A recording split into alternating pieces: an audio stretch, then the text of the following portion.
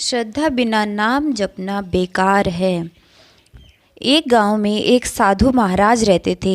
साधु महाराज जहाँ भी जाते श्रद्धापूर्वक प्रभु का नाम जपने का उपदेश देते और लोगों को उसके लिए प्रेरित करते। साधु महाराज का नाम जपने में अगाध श्रद्धा को देखकर लोगों ने उनसे राम नाम की दीक्षा ली। कुछ लोग तो उनके सानिध्य में रहकर ईश्वर का अनुग्रह पाने के लिए उनके शिष्य तक बन गए। एक बार साधु महाराज शिष्यों को नाम की महिमा सुना रहे थे। तब उन्होंने कहा, अगर मन में सच्ची श्रद्धा हो तो राम का नाम जपने मात्र से मनुष्य अपने जीवन के सभी संकटों से पार हो जाता है। यह सुनकर साधु महाराज का एक शिष्य खुशी से उछल पड़ा, मानो उसे हर संकट से उभरने का रामबाण मिल गया हो। वह हर दिन भिक्षा मांगने के लिए नदी पार करके दूसरे गांव में जाता था। इसके लिए उसे नाविक को 4 आने देने पड़ते थे। एक दिन साधु महाराज का वो शिष्य भिक्षा के लिए जा रहा था। उस दिन दूर कहीं बारिश हुई, जिसके कारण नदी में बाढ़ आ गई थी। बाढ़ के कारण नाविक ने उसे नदी पार करवाने से मना कर दिया। तभी शिष्य को गुरु जी का उपदेश याद आया कि राम का नाम जपने से ही मनुष्य के जीवन के सभी संकट पार हो जाते हैं। शिष्य ने सोचा कि अगर राम नाम से सभी संकटों से पार पाया जा सकता है तो नदी भी पार करना कौन सी बड़ी बात है। लेकिन फिर भी उसके मन में संदेह था, कहीं मैं नदी में डूब न जाऊं। इसलिए उसने पहले गुरुजी से पूछना उचित समझा। वह वापस गुरुजी के पास गया और बोला, गुरुजी, आज तो नदी में बाढ़ आई हुई है। नाविक ने नदी पार करवाने से भी मना कर दिया है। अब मैं क्या करूं? गुरुजी बोले, कुछ नहीं, आज जल पीकर निर्वाह कर लेंगे। लेकिन जल पीकर निर्वाह करना शिष्य को मंजूर नहीं था। उसने गुरुजी से फिर पूछा, गुरुजी, आप कहते हैं कि राम नाम जपने से सभी संकटों से पार पाया जा सकता है। क्या राम नाम से नदी भी पार हो सकती है? गुरुजी बोले, अवश्य। श्रद्धापूर्वक लिया गया राम का नाम सभी संकटों से पार कर देता है। इसमें कोई संदेह नहीं है कि नदी पार हो सकती है। गुरुजी की बात सुनकर शिष्य फिर से नदी की ओर चल दिया।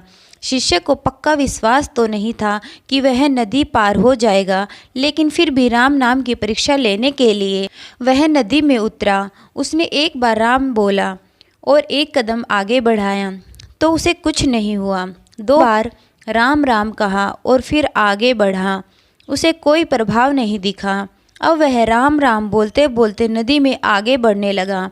पानी उसकी गर्दन तक आ पहुंचा। अब उसने सोचा कि राम नाम बेकार है, वह केवल लोगों को उपदेश देने के लिए ही काम आता है। गुरुजी तो झूठ बोल। अभी उसके मन में ऐसे विचार चल ही रहे थे कि इतने में एक बड़ी लहर आई और उसे बहा कर ले गई। शिष्य बेचारा गोते खाते खाते किसी तरह किनारे लगा। उसे गुरुजी पर बड़ा गुस्सा आ रहा था। उसने जाकर सारी आप बीती गुरुजी को सुनाई और भला बुरा बोलने लगा। शिष्य कहने लगा, अरे झूठे, ढोंगी और पाखंडी गुरु, कोई मरे या जिए तुझे उससे कोई फर्क नहीं पड़ता। कुछ भी अनाप शनाप उपदेश बकता रहता है। आज तेरे उपदेश के चक्कर में मैं मरते मरते बचा हूँ। ये ले तेरी कंठी, ये ले तेरी माला, आज मैं पूरी दुनिया के सामने तुम्हारी पोल खोल दूंगा। यह सब सुनने के बाद भी गुरुजी शांत बैठे मुस्कुरा रहे थे। गुरुजी को इस तरह मुस्कुराते देखकर शिष्य को और भी गुस्सा आया और बोला, मैं गांव वालों को तेरी असलियत बताने जा रहा हूँ। यह कहते हुए शिष्य फिर से नदी की ओर चल दिया। पीछे पीछे गुरुजी भी चल दिए। जब नदी के किनारे पहुँचे तो नदी उफान पर थी। शिष्य नदी के किनारे पर बैठकर नदी के शांत होने की प्रतीक्षा करने लगा। तभी गुरुजी भी नदी के किनारे पहुँचे, बिना रुके नदी में उतर गए। जैसे ही साधु महाराज नदी ने उन्हें रास्ता दिया। यह देखकर शिष्य दंग रह गया। उसे अपनी भूल का एहसास हुआ। उसे बड़ा पछतावा हुआ। वह पछतावे की आग में जलता हुआ नदी में कूद पड़ा। उस समय उसे जीवन की कोई परवाह नहीं थी। वह दौड़ता हुआ नदी को पार कर गया और गुरुदेव के चरणों में गिरकर क्षमा याचना करने लगा। साधु महाराज ने उसे उठाया और गले से लगा लिया। अब उसे सूध आई तो उसने पीछे मुड़कर देखा। नदी तो ज्यों की त्यों बह रही थी। उसने आश्चर्यपूर्वक गुरुजी से पूछा, गुरुजी, ये रहस्य क्या है? जब मैंने राम नाम जपा था तब नदी पार नहीं कर पाया, और जबकि मैंने कुछ नहीं जपा फिर भी नदी पार हो गई। ऐसा क्यों? गुरुजी बोले, श्रद्धा का चमत्कार है। नाम तो श्रद्धा को साधने का जरिया मात्र है। तुम राम कहो या कृष्ण, उससे कोई फर्क नहीं पड़ता। अगर श्रद्धा है तो तुम्हारा कोई भी नाम या विचार तुम्हें संकटों से पार कर सकता है। यदि श्रद्धा नहीं है तो तुम सारे नाम बेकार है। गुरुजी आगे बोले, तुम पहली बार नदी पार कर रहे थे, उस समय तुम्हें नाम से श्रद्धा नहीं थी, संदेह था। लेकिन जब तुमने उसी नाम से मुझे नदी को पार करते हुए देखा तो तुम्हें अपनी भूल का एहसास हुआ और तुमने अपने जीवन की परवाह किए बिना समर्पण कर दिया।